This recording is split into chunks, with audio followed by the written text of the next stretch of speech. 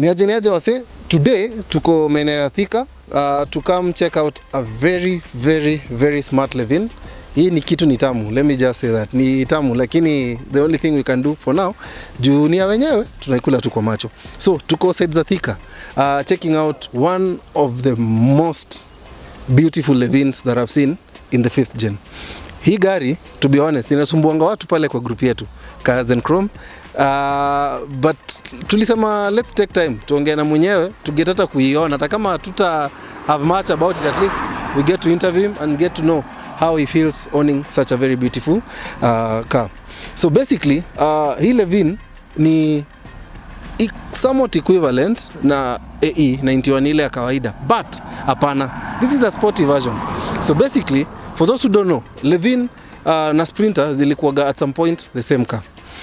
Na for a very long time hizi gari zimetengenezwa the same, zikikuja na almost sharing the same spares, same specs, until ikafika 5th gen. From 5th gen na 6th gen na 7th gen, then the Sprinter and Levin took separate directions. So basically, the Levin we have here today is a 5th gen. 5th gen Levin ni somewhat similar na AE91, but sasa vile nimesema earlier, it's a sporty version of the car.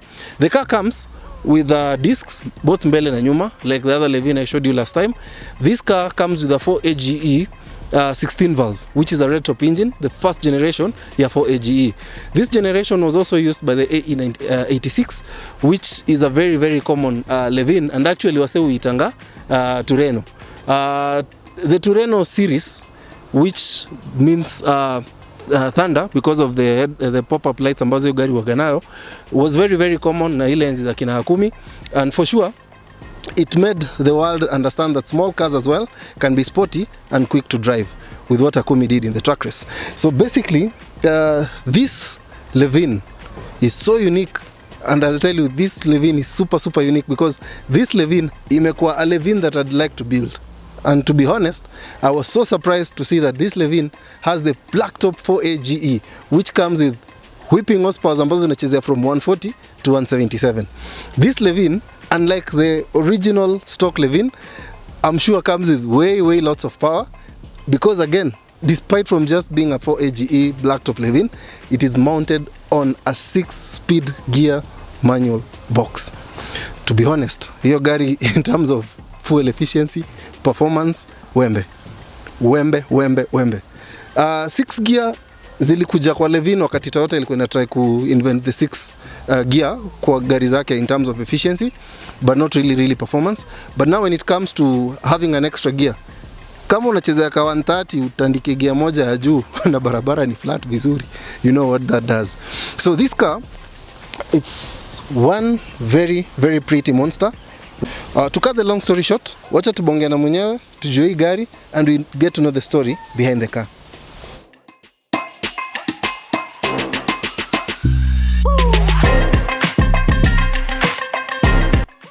Thank you so much, Chief, for inviting me to your show. My name is Robin. I own this beautiful car. It's a Toyota Levin 1992. The car itself, it's a beauty to me and to family. It has a lot sentimental value. I bought it 5 years ago, and yeah, pretty much stock, but few touch-ups in terms of upgrades, the headlights, the interior wise also. This is Toyota Levin Gen 5. Yeah. Before we talk about the Levin, what was your perception, or what did you have in mind before you got this little beast? So ideally, I was sourcing for a car in the market. I really wanted to get a different car from this, but through a friend, he told me that we needed to see one vehicle that had been posted through the social media accounts, and I decided, why not, let's go and see the car. Apparently it was this vehicle. I got it from the social media account, and I kind of like loved the way it was, the performance, the two-door. From childhood, I really wanted to have own a two-door, but I hadn't had a chance to get one. So this was the key moment for me to probably just have it. Now, you were sourcing for a car. Yeah. Before you were shown this car, basically when we were talking off camera, you told me you never knew much about these Levins and stuff. They were not your taste. But would you kindly share about that? Because again, I found it very interesting that you bought a car without knowing exactly what you're buying, but later you ended up loving it. How was it? Was the convincing easy for you? Definitely, at first, I really wanted a Subaru RS. That was what I dreamt for because I had owned one Legacy. So I really wanted to get a Legacy. But through a friend, he told me that there's a car which has a very, very powerful engine and it wouldn't cost us not going to see it.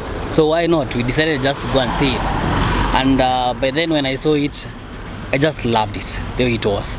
Just looking at it, it had the braking system was quite unique. It had a sunroof for such a old generation car. The engine also revved very pretty well. I love the interior. It was quite well done. And yeah, basically that was what moved me to having it. Yes, and I had to also search through the internet just to see what kind of an engine I got and how the performance of it was. So that was the best bit about it. So basically, what 4AGE engine are you running today? It's a 4AGE blacktop series. What? So basically, you have a big monster in this small body.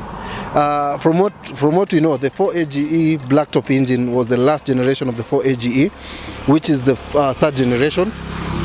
Basically having the best horsepower in the all ranges because it's a 20 valve, yeah, which is a 5 valve per cylinder. Yeah. So let me ask, what are the stories? What are the stories behind this car? How have you been doing your safaris? I'm basically cruising within town and stuff. Don't you shock so many people in terms of speed? First of all, I really needed to just make sure that it looks the way it is. Mm-hmm. For me, someone who loves unique things, so I had to ensure that I did a touch up on the paintwork, did also a touch up on the tinting of the car. Wherever I go, I always get thumbs up, so meaning that it kind of like it's an eye mover to everyone. I've done a lot of trips with it. The farthest that I've gone is from Nairobi till Kainuk. And I'm planning to also go further than that because it has never let me down. Probably in terms of some of the downs for the car, I think sourcing for some of the spares is quite expensive first for the engine. Yeah, and also probably I had also to change the cooling system for the vehicle just to ensure that I'm able to enjoy those long drives. It's a second baby to my family. I call it Baby Levin. Yeah, I'm going to probably just have a handle on it in Instagram, probably in the coming years. But I think it's the second baby in my family, and we love it. Yeah, the way it is.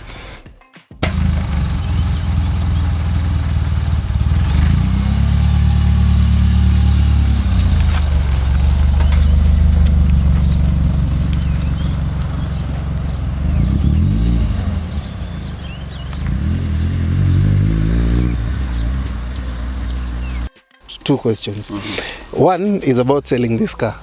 If you were to sell this car, how much would you ask?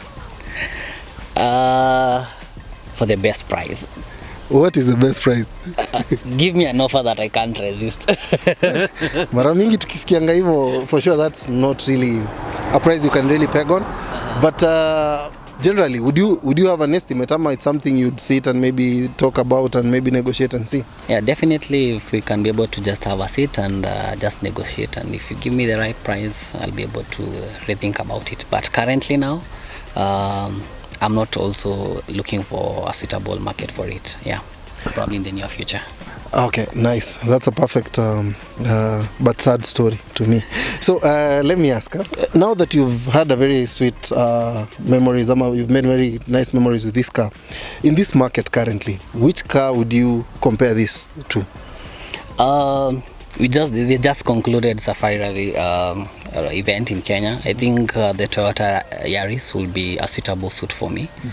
Just looking at the performance and the way it looks, I think it's a beautiful car to hold, yeah, within the Kenyan market. Let me ask, this is a question maybe you actually even never saw it coming. Have you ever tried to race this car? Not really. Never. I've never. Why? I think it's something that probably I'll think about in the near future, because I think it requires also practice. But something that I think I'll have to rethink about it. Yeah, but not currently. Ama unaogopa gari kuharibika? You know, racing pia sometimes comes with its own disadvantages hapa na pale. Hapana, hata sivyo. I feel like racers are born. Also, to me, I think I love the way it performs, and that is what motivates me to have it. But you're not focused on the track and stuff. So basically, you enjoy it on road. I think I enjoy just driving it rather than it being in the truck, because I feel like there's a lot of safety things that needs to go into the car first before I join racing. So I'm not a racer, but I usually go to the tracks to see other cars racing.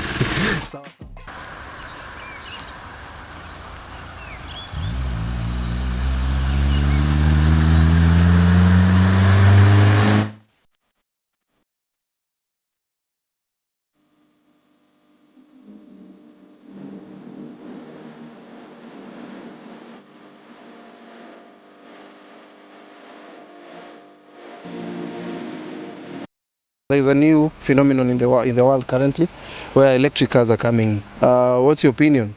And would you switch this for an electric vehicle? Yeah, why not? I think technology is evolving. So if the opportunity arises and we are able to convert the classics into electric cars, I think I'll be able to jump into it, because I feel like we have to go with the way the world is moving in terms of technology. So embrace the technology and just see how it brings out the evolution to it. Yeah.